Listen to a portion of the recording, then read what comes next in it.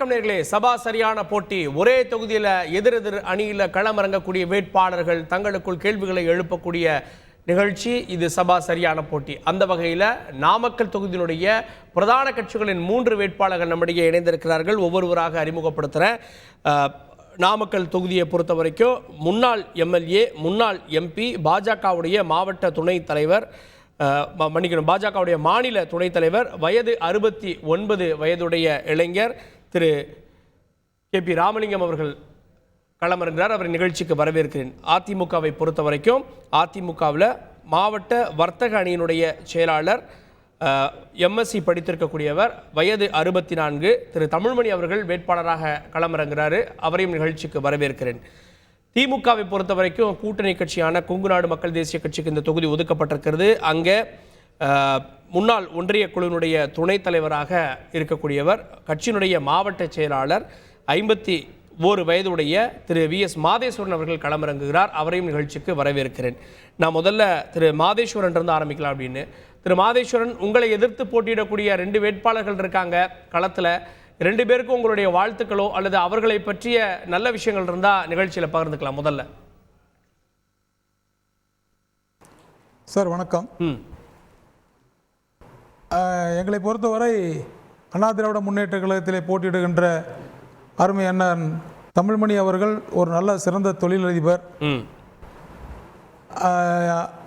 அவரை பொறுத்தவரை நல்ல ஒரு மார்க்கெட்டிங் மேனேஜர் தான் நம்ம சொல்லணும். அதாவது விலை போகாத பொருளை கூட நல்ல விற்பனை செய்யக்கூடிய ஒரு நண்பர். அவருக்கு என்னுடைய சிறந்த வாழ்த்துக்கள்.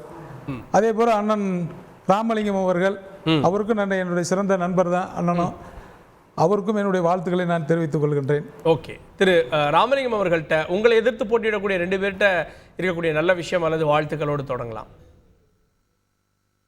2 பேருமே எங்கள் பகுதியை சார்ந்தவர்கள், மண்ணின் மைந்தர்கள். இந்த வட்டார வளர்ச்சிக்கு அவர்களும் நிச்சயமாக உழைக்கக்கூடியவர்கள் தான். இந்த பகுதியினுடைய வளர்ச்சியிலே அக்கறை கொண்டவர்கள் தான். 2 பேருமே விவசாய குடும்பத்தை சார்ந்தவர்கள் என்ற வகையில் அவர் நாடாளுமன்றத்திற்கு போட்டியிடுகிறார்கள். ஆக அந்த வகையில் அவர்களை பொறுத்தவரை நல்ல குணமுடையவர்கள், பண்பாளர்கள். ஆக அந்த வகையில் அவர்கள் நல்லவர்கள் தான். ஆக அவர்களை நான் வாழ்த்துவதிலே எந்த தயக்கம் எனக்கு கிடையாது. ஓகே, திரு தமிழ்மணி, எதிரில் இருக்கக்கூடிய 2 பேருக்கும் உங்களுடைய வாழ்த்துக்கள். பிஜேபி வேட்பாளரை பொறுத்தவரையில் அவனுக்கு நீண்டகால நண்பர். அவர் எம்பியா இருக்கிறப்ப எனக்கு நண்பர் தான். அதே போல் அவர் வெட்டினரி படிச்சிருக்காரு, நான் அக்ரி படிச்சிருக்கிறேன். அந்த வகையில் நாங்கள்லாம் ஒரே குடும்பம் தான். அதை வாழ்த்துகிறேன். மாதேஸ்வரனை பொறுத்தவரையில் அவரும் எனக்கு நண்பர் தான், நீண்டகால நண்பர் தான். அவருக்கும் நான் என்னுடைய வாழ்த்து செய்திகளை சொல்லிக் விரும்புகிறேன்.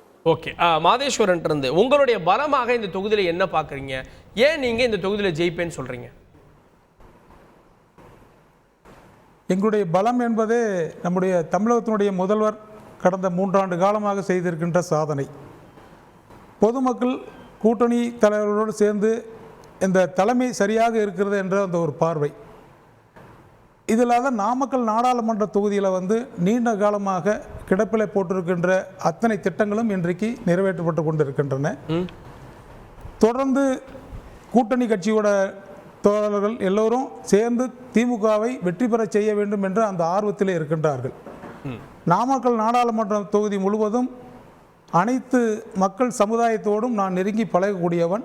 அதனால் எனக்கு அந்த வெற்றி வாய்ப்பு பிரகாசமாக இருக்குது என்ற நம்பிக்கை எனக்கு இருக்கிறது. ஓகே, நான் திரு தமிழ்மணி அவர்கள்ட்ட இப்போ இருக்கக்கூடிய எம்பி அவங்க கட்சியை சேர்ந்தவர், அதை தாண்டி மாநிலத்தில் ஆளுங்கட்சி திமுக, அந்த சாதனைகள்லாம் எங்களுக்கு கை கொடுக்கும் அப்படின்றார். உங்களுடைய பலம் என்னன்னு பார்க்குறீங்க திரு தமிழ்மணி?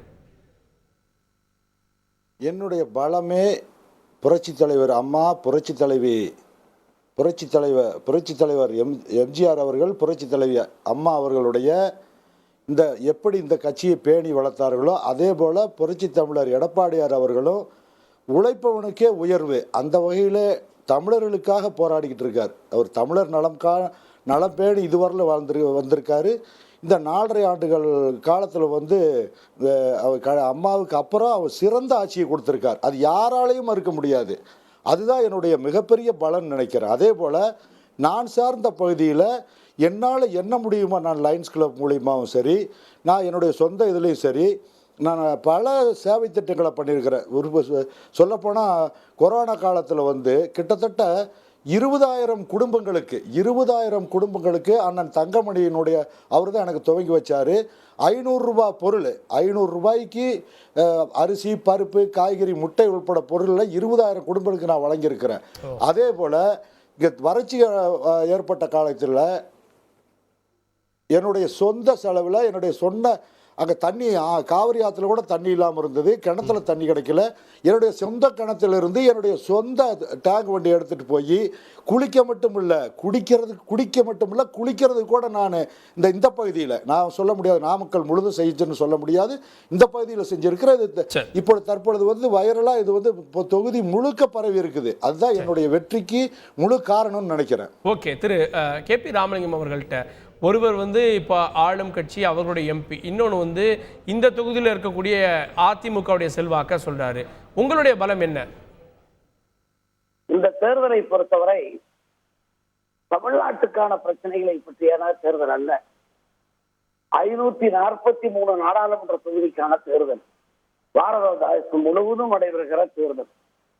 அந்த வகையில் வலிமையான பாரதம் உருவாக வேண்டும் என்றால் அதற்கு தகுதியான பிரதம அமைச்சருடைய வேட்பாளர் நரேந்திர மோடி என்பது நாட்டு மக்களால் ஏற்றுக்கொள்ளப்பட்டிருக்கிற உண்மை. அந்த வகையில் நரேந்திர மோடி இந்த நாட்டினுடைய பிரதம அமைச்சராக மீண்டும் வருவதற்கு தமிழகத்தினுடைய மக்களும் அதிலே பங்கு பெறுகிற அளவிற்கு இன்றைக்கு ஒரு நிலைமை உருவாகி இருக்கிறது. அப்படி உருவாகிற போது நாமக்கல் நாடாளுமன்ற தொகுதியும் வளர்ச்சி பெற வேண்டும், நாமக்கல்லிலே இருக்கக்கூடிய மக்களும் வளர்ச்சி பெற வேண்டும், தேசிய நீரோட்டத்திலே அனைவரும் இருக்க வேண்டும் என்று நினைப்பதுதான் இன்றைக்கு இருக்கக்கூடிய பலம். அதற்கு என்னை பொறுத்தவரை என்னுடைய இந்த நாடாளுமன்றத்துடைய வேட்பாளர் என்று நான் சொன்னாலும் கூட நான் ஏற்கனவே சட்டமன்ற உறுப்பினராக, நாடாளுமன்ற உறுப்பினராக, மாநில மதிப்பீட்டு குழு தலைவராக எல்லாம் இந்த பகுதியிலே இருந்து நான் பணியாற்றி இருக்கிற காரணத்தால் நான் வெற்றி பெற்றால் இந்த வட்டாரத்தினுடைய வளர்ச்சி, ஏன் தமிழகத்தினுடைய வளர்ச்சிக்கு கூட நான் உதவுவேன் என்ற உணர்வு மக்களிடம் இருக்கிறது. அந்த வகையிலே பலமாக அமையும். அதற்கு உதாரணம் உண்டு. நான் 1982ஆம் ஆண்டே திருமதி இந்திரா காந்தி அவர்களை தமிழகத்தின் சார்பில் நான் மாநில மதிப்பீட்டு குழு தலைவராக சென்ற போது, அவரை சந்தித்த போது 1982ஆம் ஆண்டு நவம்பர் மாதம் 1ஆம் தேதி அந்த அம்மையாரிடம் சேலம் கரூர் இருப்பு பாதையை அமைய வேண்டும் என்று மனு கொடுத்தவன். அது பத்திரிகையிலே கூட அந்த காலத்திலேயே செய்தியாக வந்திருக்கிறார். சேலம் கரூர் இருப்பு பாதை இந்திரா காந்தியிடம் மனு என்று எவ்வளவு 1982ஆம் ஆண்டு மனு கொடுத்து 96 நான் நாடாளுமன்ற உறுப்பினராக இருக்கிற போது வலியுறுத்தப்பட்டு ராம்விலாஸ் பாஸ்வான் நிதியிலே அறிவித்து இந்த வட்டாரத்தினுடைய வளர்ச்சியிலே என்னுடைய பெரும்பங்கு உண்டு என்பது இந்த மக்களுக்கு தெரியும். ஆகவே அதுதான் எனக்கு பலம். ஓகே, எதிர்த்தரப்புல பலவீனமாக என்ன பாக்குறீங்க திரு ராமலிங்கம்? திமுக கூட்டணி வேட்பாளர்ட்டையும் அதிமுக வேட்பாளர்ட்டையும் பலவீனம்னு என்ன பாக்குறீங்க? அவர்களிடம் வேட்பாளரிடம் பலவீனம் என்று நான் சொல்ல மாட்டேன். வேட்பாளர் 2 வேட்பாளர்களே நல்லவர்கள் தான். ஆனால் அவர்கள் சார்ந்திருக்கிற இயக்கம், அவர்களை ஆதரிக்கிற இயக்கங்கள், அவர்களிடம் பல பலவீனங்கள் இருக்கிறது. மக்களுக்கு எதிரான சக்திகளாக உருவெடுத்திருக்கிறார்கள். மக்கள் நலன் சார்ந்த திட்டங்களுக்கு அவர்கள் முக்கியத்துவம் கொடுக்காமல் அவருடைய கட்சியை சார்ந்தவர்களை போதை மருந்து கடத்துகிற நிகழ்வெல்லாம் ஏற்பட்டிருக்கிற சூழ்நிலையில் அதெல்லாம் ஒரு பலவீனம் தான். அதே போல 1000 ரூபாய் கொடுக்குறேன்னு சொல்லிட்டு அதுக்கப்புறம் வந்து ஒவ்வொரு குடும்பத்திலிருந்து 10,000 ரூபாய்க்கு மேல 20,000 ரூபாய்க்கு மேல சொத்து வரி உயர்வு, மின்கட்டண உயர்வு, இப்படி பல வகையிலே மக்களை கசைக்கு புளிக்கிற கட்சிகளாக இருக்கிற காரணத்தால் அது பலவீனம். அதிமுக மேல என்ன பலவீனம் பாக்கலாம்? அதிமுக மேல என்ன பலவீனம்னா, நாடாளுமன்றத்துக்கு தேர்வு செய்யப்பட்டு அவர்கள் மீண்டும் தேர்வு செய்யப்பட்டாலும் அவர்களும் பாரதத்தினுடைய பிரதம அமைச்சர் நரேந்திர மோடி தான் ஆதரிக்க போகிறார். வேற ஒரு பிரதம அமைச்சருடைய வேட்பாளர் அவர்களுக்கு கிடையாது. இதே நிலை 1980 வந்தது. 1980 புரட்சித் தலைவர் எம்ஜிஆருக்கு வந்தது. புரட்சித் தலைவர் எம்ஜிஆர் ஜெகஜீவன் ராமை பிரைம் மினிஸ்டர் என்று சொன்னார்.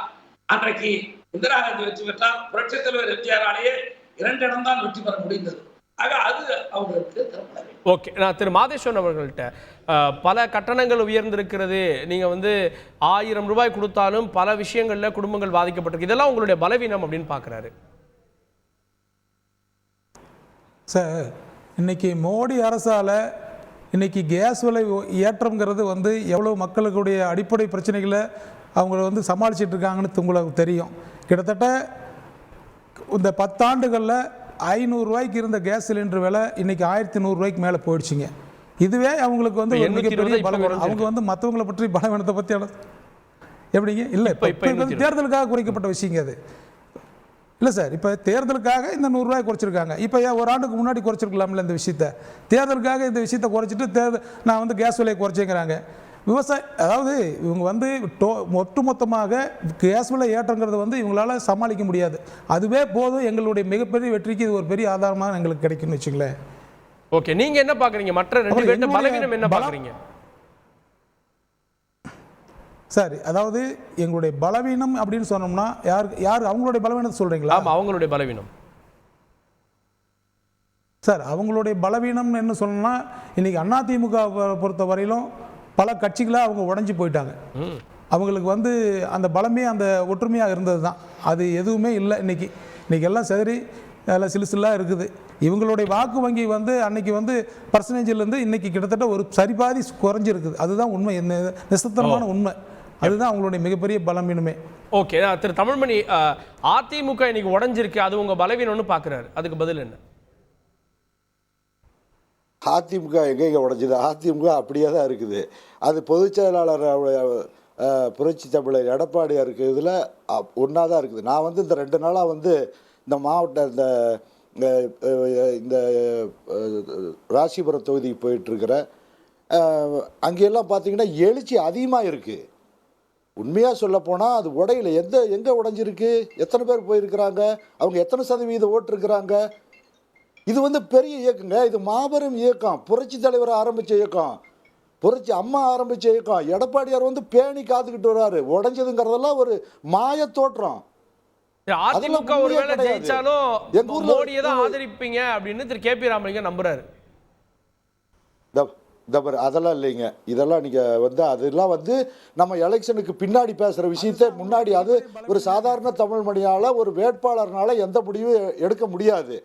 ஆனால் நாங்கள் தமிழர் நலனுக்காக, எங்கள் கட்சி தலைவர் என்ன சொல்லியிருக்கார், பொதுச் செயலாளர், நம்ம தமிழர் நலனுக்காக தமிழக மக்களோட கூட்டணி போட்டிருக்கிறோம். நாங்கள் தமிழர் நலன் ஒன்றையே வந்து நாங்கள் பேடி காக்க விரும்புகிறோம். எந்த கட்சி தமிழர் நலன் காக்க முடியாதா? தமிழ்மணி, மற்ற 2 பேருடைய பலவீனம் என்ன பாக்குறீங்க? கொங்கு கட்சி வந்து பலவீனம் என்னன்னு பார்க்குறேன்னா, ஒரு பெரியார் என்ன சொல்லிட்டு போயிருக்காருங்க, மனித நேயமே மகத்தானதுங்கிறாரு.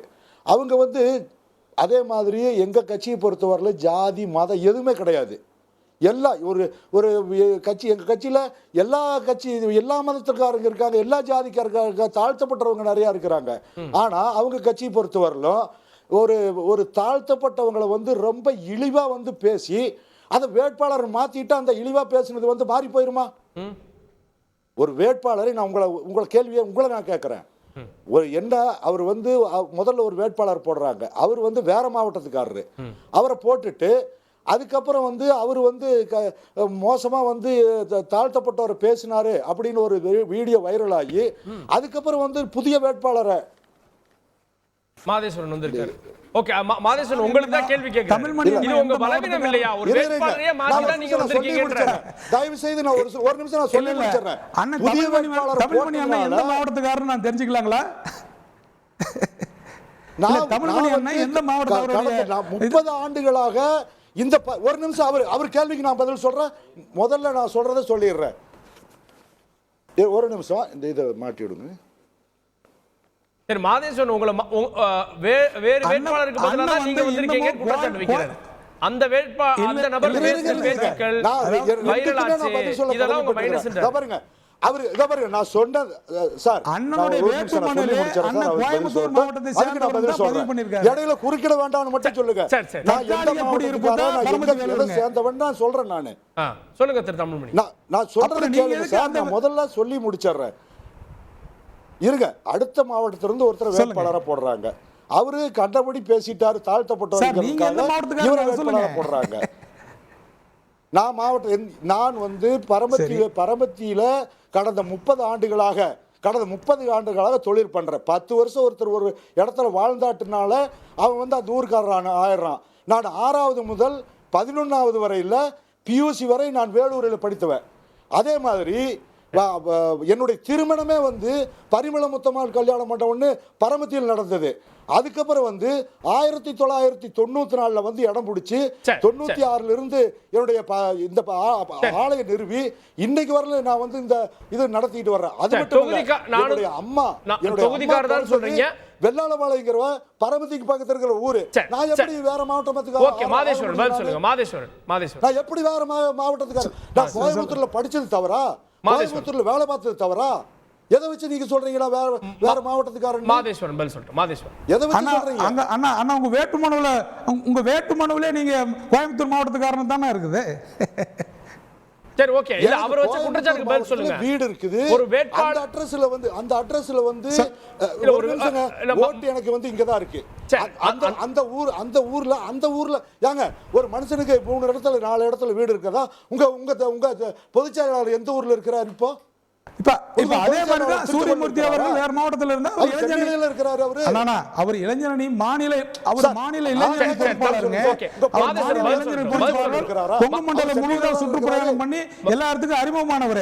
மாதேஸ்வரன் அவர் உங்க பலவீனம்னு ஒரு வீடியோ வைரல் ஆனத பத்தி சொல்றாரு. அதுக்கு பதில் என்ன மாதேஸ்வரன்? படிச்சது கோயம்புத்தூர். தமிழ்மணி மாதேஸ்வரன் பதில் சொல்லுங்க. படிச்சது கோயம்புத்தூர்ல முதல்ல கொங்குநாடு மக்கள் தேசிய கட்சி பொறுத்தவரையிலும் கிருஷ்ணகிரியில கொங்குநாடு கோயம்புத்தூர்ல வேலை பார்த்திருக்கேன்.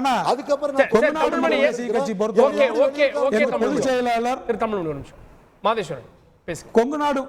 கொங்குநாடு மக்கள் தேசிய கட்சி பொறுத்தவரையிலும் கொங்கு மண்டலத்தில் இருக்கின்ற அனைத்து சமுதாயத்தையும் அரவணைத்து செல்கின்றவர் தான் எங்களுடைய பொதுச் செயலாளர் அவர்கள்.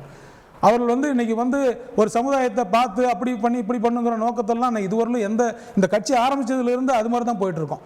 கொங்கு மண்டலத்தில் இருக்கின்ற ஒட்டுமொத்த சமுதாயத்தினுடைய வளர்ச்சி தான் எங்களுடைய கட்சியோட நோக்கமே தவிர வேற எந்த விதமான காழ்ப்புணர்ச்சியோடு நாங்கள் கட்சி வளர்த்தல. கொங்கு மண்டலத்தில் இருக்கிற தொழில் நல்லா இருக்கணும், கொங்கு மண்டலத்தில் இருக்கின்ற கல்வி நல்லா இருக்கணும், கொங்கு மண்டலத்தில் இருக்கிற அத்தனை சமுதாயம் நல்லா இருக்கணுங்கிறதுக்காக தான் எங்களுடைய பொதுச்செயலாளர் அப்படி தான் எங்களை எல்லாம் வளர்த்திருக்கார வழிய சமுதாயத்தை தாண்டி ஒரு வேற விஷயம் தப்பாலாம் பண்ணவே இல்லைங்க. அண்ணா சொல்றது வந்து முற்றிலும் தவறான ஒரு விஷயங்க. சார் நான் ஒன்று சொல்லிடுறேன்.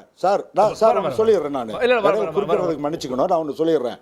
இந்த பரமத்திங்கிறது வந்து மிகவும் பிற்படுத்தப்பட்டோர் தாலுகாவை அனௌன்ஸ் பண்ணாங்க. நான் அப்போ கோயம்புத்தூர்ல இருந்தேன். ஆனா பல பிற மாவட்டங்கள் ஒரு நிமிஷம் சொல்லிடுறேன்.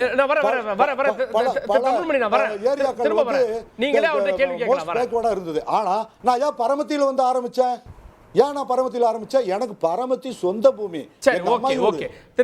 எங்க அம்மா மோடி ஆட்சி சிலிண்டர் விலை ஒட்டும்போதுங்க பாஜகவுடைய பலவீனத்தை சொல்றாரு சார். திரு கேபி ராமலிங்கம் ஒரு நிமிஷம் என்ன சொல்லுங்க.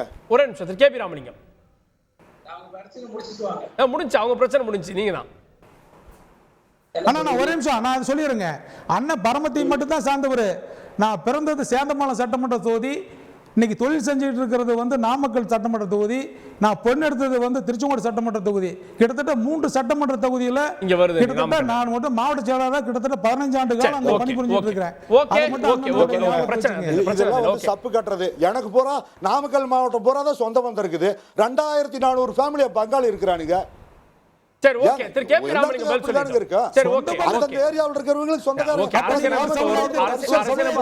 யார் வேணா எந்த தொகுதியிலும் போட்டிடலாம். அதுக்கு எந்த தடை இல்ல. திரு கேபி ராமலிங்கம் மோடி ஆட்சியில கேஸ் விலை ஒண்ணு போதும் சார் பாஜகவின் பலவீனம்ன்றாரு. திரு கேபி ராமலிங்கம் திரு கேபி ராமலிங்கம் அதாவது பொருளாதார ரீதியாக மோடி அவர்கள் ஆட்சிக்கு வருவதற்கு முன்பு 10வது இடத்துல இருந்த இந்திய பொருளாதாரம் இன்றைக்கு 3வது இடத்திற்கு இந்திய பொருளாதாரம் உயர்ந்திருக்கிறது.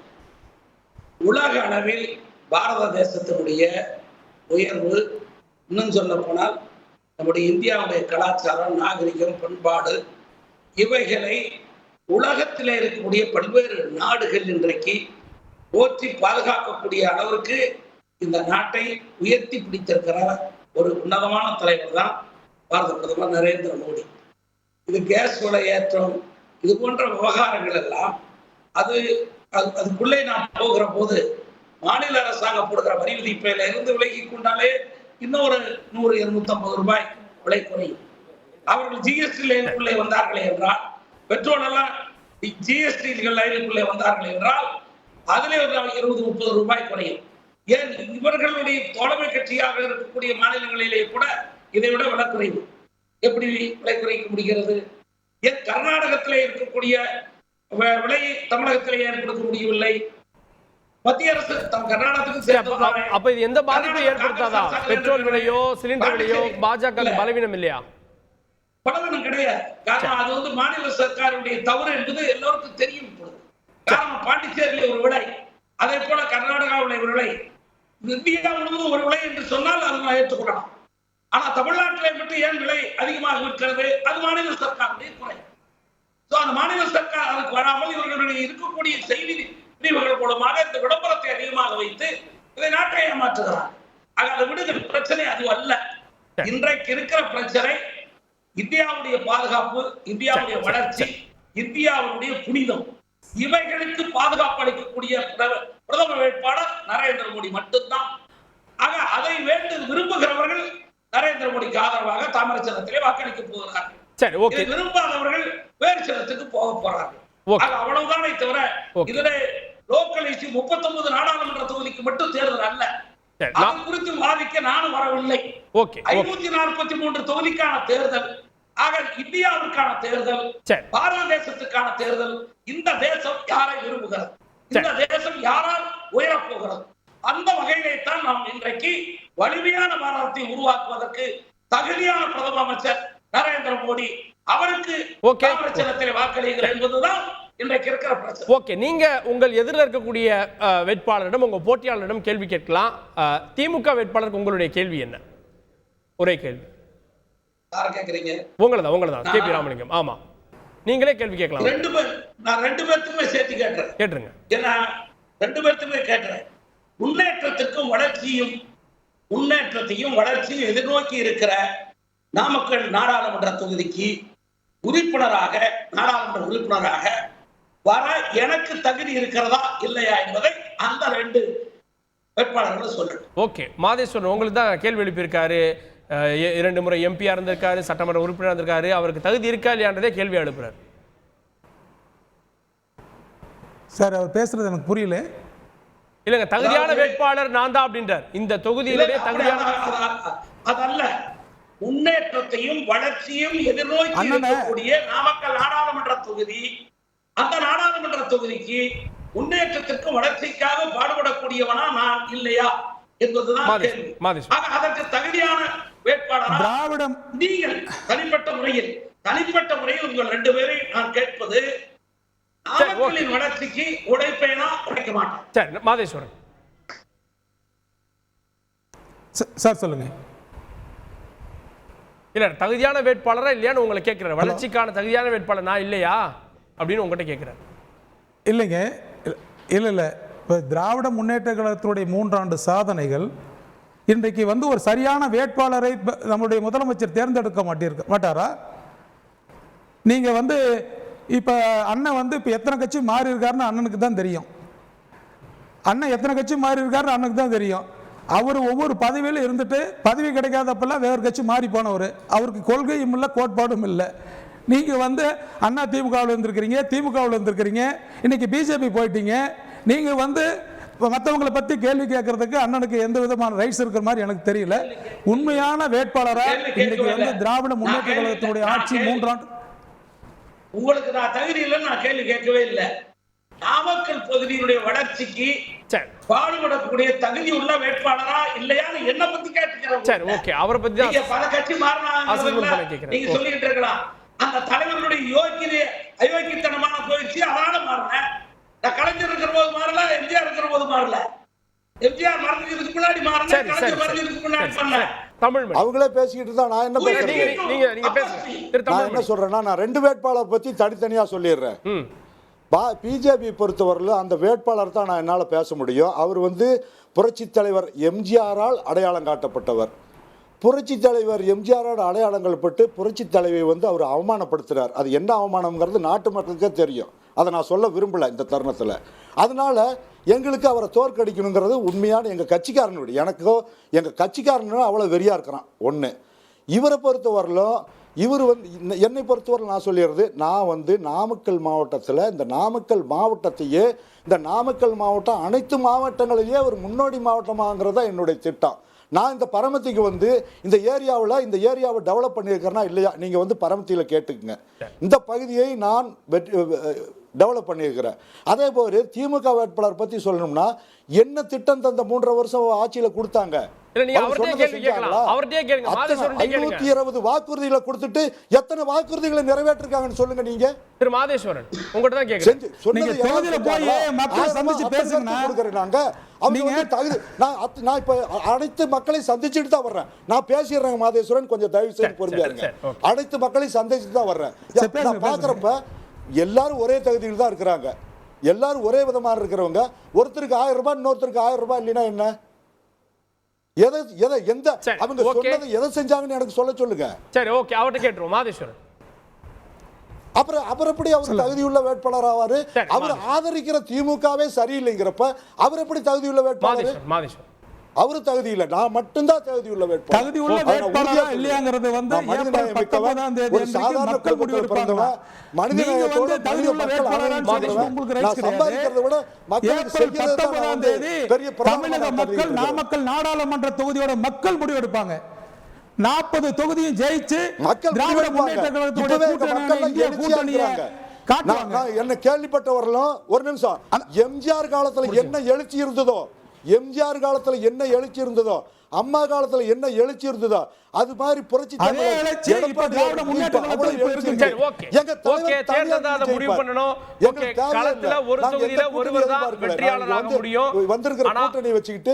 உறுதியா ஜெயிப்போம். ஓகே, களத்துல ஒருத்தர் தான் வெற்றியாளராக முடியும். இருந்தாலும் 3 பேருக்கும் வாழ்த்துக்களை தெரிவிக்கிறோம். 3 பேரும் இணைந்ததற்கு நன்றி. அந்த களத்துல நான் தான் வெற்றியாளர், அதை மட்டும் நோட் பண்ணிக்கங்க. 19ஆம் தேதி முடிஞ்ச எலெக்ஷன் ரிசல்ட்ல பாப்போம். 3 பேருக்குமே வாழ்த்துக்கள். ஓகே, 3 பேருக்குமே வாழ்த்துக்கள். ஒரு சிறிய இடைவேளைக்கு பிறகு மீண்டும் செய்தி தொகுப்பில் இணையலாம்.